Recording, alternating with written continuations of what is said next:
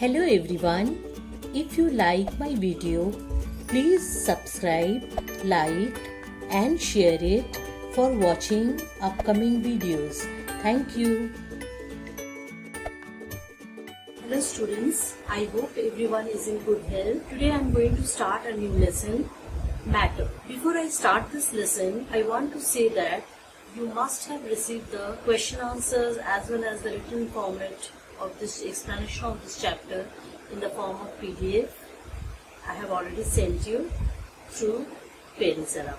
Students, we see different types of things. Some are living, some are non-living, like plants, animals, land, water, desk, chair, books, car, bags, pencil, animals, dogs, cat, butterflies. So many things we see around us. Out of them, some are living, some are non-living, some are natural, some are man-made. They are the part of our environment. So question comes, how these all objects are made up of. So this chapter deals with this only. Let us see first the broad classification of matter.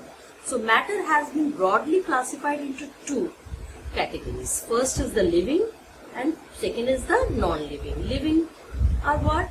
Which has life in it, which can move, which can breathe, which can talk, everything. And non-living, those who cannot do all the living which can do. Which can grow also. Living thing can grow but they cannot grow. Now coming to the living, again has been part into two parts. So what are the two divisions? That is, one is the plants, another is the animals. So plants, you can take any plants, or many plants are surrounding us. So any fruit plants you take, apple plant, apple tree, then any flower you take, rose, like this, any plant you can take, cactus. So they are all living plants. Now what about animals? Cat, then butterfly, then birds, then we human beings are also higher category of animals. All these things are coming under the animal. Now we are coming to the non-living part. Non-living part again categorized into two main divisions. One is the natural, which are not in our hand, they are made by nature, cannot be controlled by human being.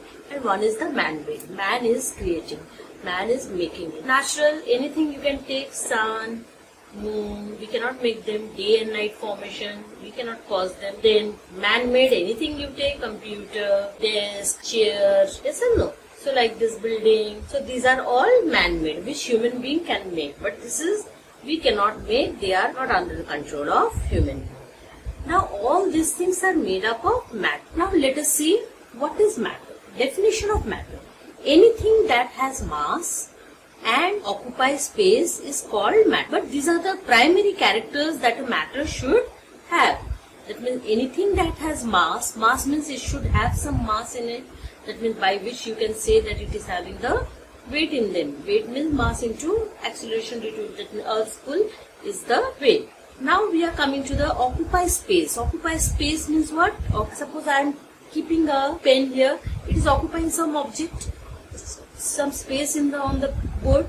How much space is occupied by the object or anything is known as its volume. That means occupied space is also known as what? Volume. Now coming to perceived by our senses.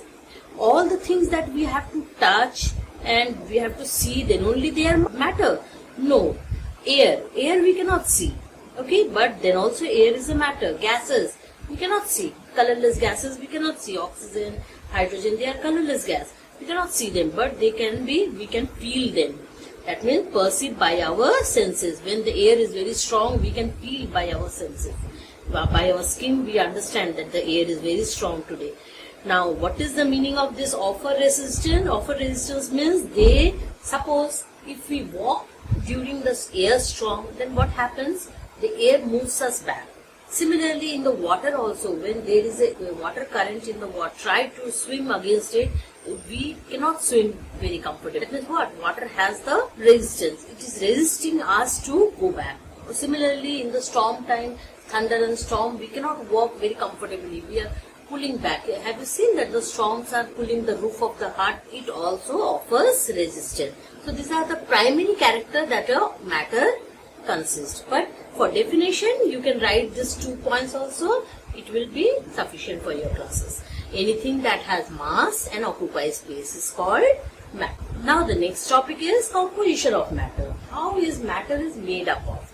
Matter is made up of a tiny unit, very extremely small particle known as what? Atoms.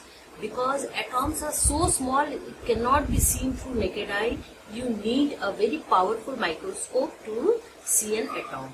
So atoms what? Atom is the smallest particle or smallest possible unit of a matter, but it exists all the characteristics or properties of that particular matter. Suppose I am taking a silver coin. They are made up of atoms. Now if I take only one atom of the silver coin and put under the microscope, we will understand. If one atom will be judged under the microscope, you will understand that, and we will learn about what are the properties present in that atom. We will understand it is the multiple of that. That means full element silver is containing that characteristic what this single atom is containing, because all the atoms are alike. Alike means all are similar.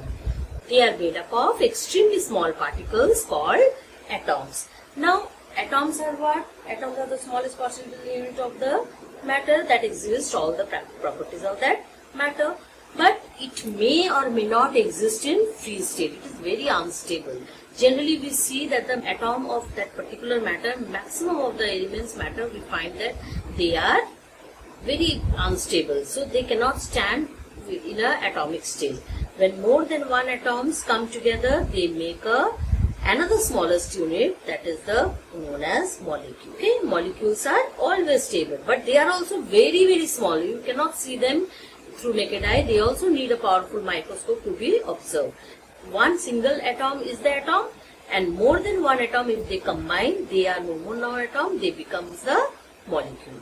Okay, molecules very stable, they can exist in the free state nicely. That means they can have an independent existence, whereas atoms do not have a independent existence. Let us define molecules then. Molecules are the smallest unit of matter which exhibit all properties of and has independence existence. Clear, students? This is the main difference between the atoms and the molecules' existence. Let us see some examples. First example. When two oxygen atoms combine together, it is oxygen, they are both similar. That means similar atoms when combined together, they form a molecule. I have told you just now. They form a molecule. That means O plus O gives O2. Okay, no problem. This also makes a molecule. It is also known as molecule. And what about this? These are two atoms. Suppose these are the two similar atoms I have taken. If I take two different elements atom come together, then what will happen? Suppose I have taken hydrogen and I have taken chlorine. These are also two different elements. So two different elements to one atom I have taken. One is hydrogen, one is chlorine. I combine them. They also make a molecule. HCl molecule they will make together. So this is also molecule. These are also together atoms. Now can you find any difference between the two? Yes, there is a difference. What is the difference? Here we have taken similar types of atom of the same element. This is also coming from the same element, that is oxygen. This is also coming from the same element oxygen, and makes a molecule. That means it is a molecule, but molecule of an element. Which element? Element oxygen. Yes or no? Now what about those of different element coming from different elements? That means they are not the same similar type. That means they are also making molecule, but molecule of a compound. Compound is what? This name is hydrogen chloride.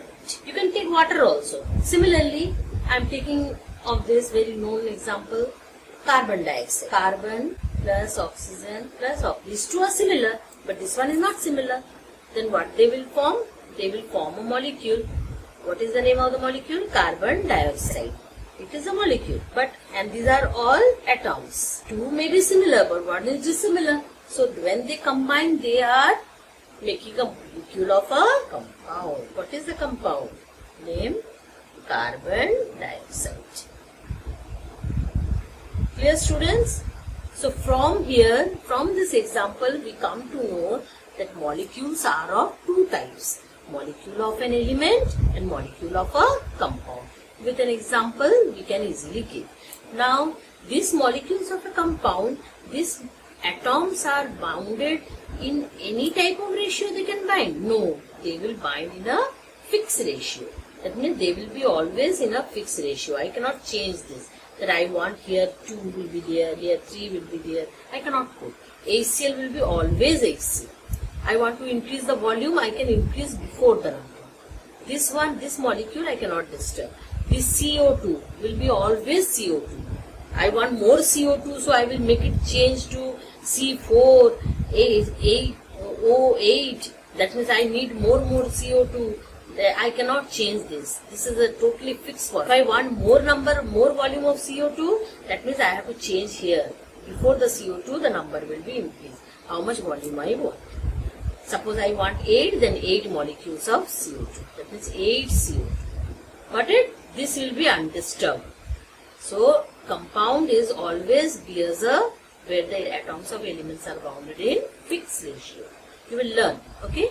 But here you get the idea that molecules are of two types. Molecule of an element, when two similar atoms of element come and join, and two dissimilar atoms of an element come and join, they make a molecule of a compound. Here it is. Now we will see, students, the main characteristics of molecules or particles of matter. First characteristics. The molecules in a matter are always in random motion. Why they are in random motion? What is the meaning of random? Random means here and there they will move aimlessly. Means any direction they will move. So there is not, in a sequence they will not move. That you will move, after that I will move. It is not like that. They will move in a random here and there. Suppose here the molecules are here, and it will move here and there. All the time they will randomly moving. Any moving object, you know, they possess what type of energy? They possess, moving object possess kinetic energy. This kinetic energy is directly proportional to temperature. More the temperature, more the, suppose I am heating this water molecule, then as soon as I start heating, then what will happen? More the temperature will be, more the heat will be, more the temperature will be, the more the molecules will be start. And when we start boiling the water start moving very randomly, very fastly. The molecules start randomly moving. So more the temperature, more the kinetic energy will be, because you know that moving kinetic energy is possessed by a moving object. So, like this, directly proportional to temperature. These molecules, we are talking about the molecules, there should be some force between this molecule, otherwise molecules will fly away from each other. But it is not like that. What happened? Molecules, there is always a attraction force between the two molecules. Between these, okay, like this, they are always attracted. That's why it is not easy to take. That's why you need a temperature to take the release of the molecules from the surface of the water or any matter. So molecules are always attracted to each other by a force known as what?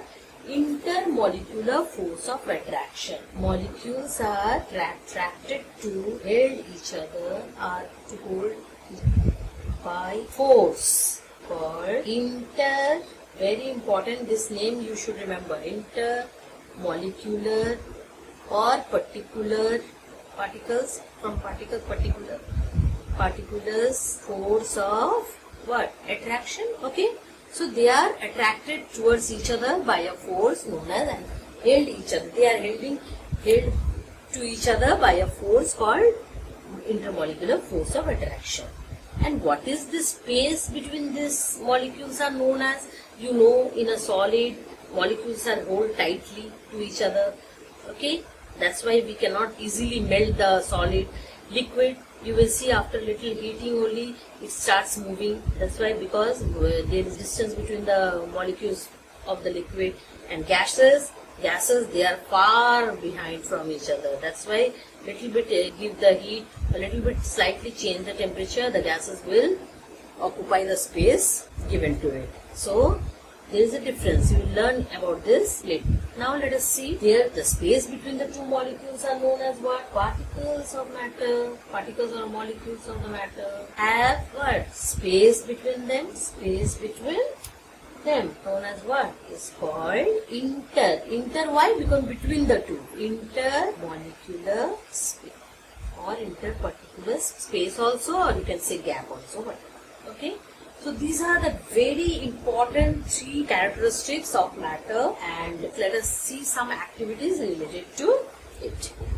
Take a glass of water, put a fixed amount of water to it and level it. Mark it. What is the level of the water? Okay. Now take some sugar granule. Suppose 20 grams sugar is there. You start adding it. Okay. With a stirrer, you stir it. After stirring, what do you find normally? As soon as you add the sugar and you start stirring it, then what happened? It should rise, the level should rise.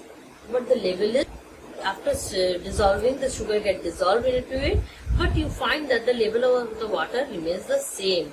There is no rise in the level of the water. On the other hand, now you see the molecular what happened. Now water is a liquid, and liquid the molecules are having some space between them. When sugar is being added, their molecules are also small molecules, solid molecules. They are occupying the space, the gap which are there in the solid. In the liquid, what is the gap is there, they get adjusted over there. When we see from outside that they get dissolved. As a result, what happened? The level of the water remains the same. It is for the dissolved particle. What will happen if we take stone in place of that? Then what will happen? Now in this case, in place of sugar, we took stone, which is not dissolving. It is a solid. It will also occupy a fixed space, occupy a fixed volume. Here also see this stage after that. After you see that the level of the water, how much occupies space it has, the stone has taken here, that level has rises here. That means this difference is the volume of the stone that has been inserted over here. Okay. So this is the difference between the two. And what I show in the sugar case, that means the intermolecular space in the water in which the sugar molecules get adjusted. Okay. So we find that intermolecular space and intermolecular force of attraction as well as the random motion of the molecules are the 3 important characteristics of particles of matter. So students, for today I have made you understand what is matter, what are the major classification of matter, what is the composition of matter, as well as what are the main characteristics of molecules or particles of matter. So please learn them nicely from your book as well as read the associated question answers given in your PDF. So that's all for today. Have a nice day. Thank you.